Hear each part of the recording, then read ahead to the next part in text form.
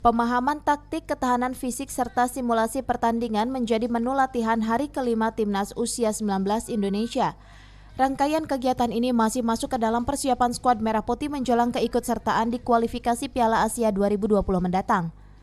Berlangsung di Stadion Pakansari Cibinong, Kabupaten Bogor, 29 pemain ikut ambil bagian. Latihan dimulai sejak pagi dan dilanjut di siang hingga sore hari.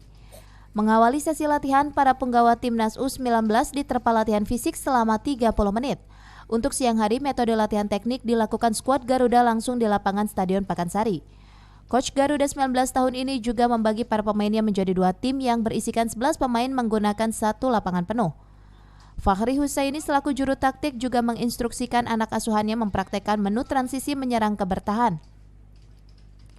Melalui metode latihan ini, Fakhri berharap anak asuhannya akan terbiasa saat berlaga di pertandingan yang sesungguhnya dan membawa harum nama Indonesia.